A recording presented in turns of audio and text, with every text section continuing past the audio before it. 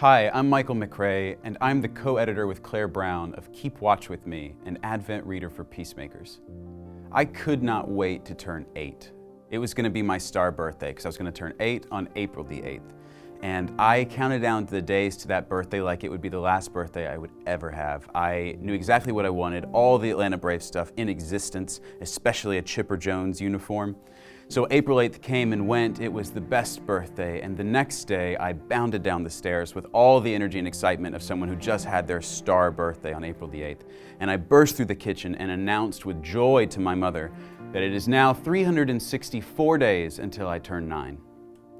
That story for me tells me that waiting is hard, and I think it's hard for a lot of us. Whether it's a child looking forward to the birthday, or we're a human being living on cold and cruel streets waiting for affordable housing.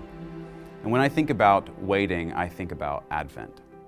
And when my friend Claire Brown approached me to say that she thought we should make an Advent resource, I think we knew really quickly that we wanted it to be about another experience of painful waiting, which is peacemaking. And I think Advent and peacemaking are both about believing that something better is possible, and maybe not even just possible, maybe even already on the way. Though our Advents now are filled with fun and countdown calendars, this was not true in the first Advent. In the first Advent, they didn't have any guarantee that their waiting would end except through death. But they believed anyway, they waited anyway. And I think the same thing is true in our work of peacemaking. We have no guarantee that we'll ever actually see the world that we're dreaming of, that we're working for, but we work anyway and we dream anyway. And so I think the question for us is, how is it that we wait?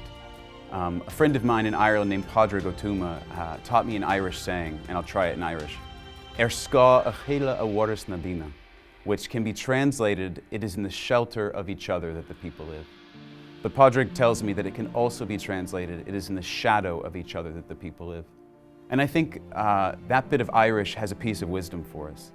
That we have a choice in how it is that we live together, we have a choice in how it is that we wait together. Will we shelter one another, or will we shadow one another?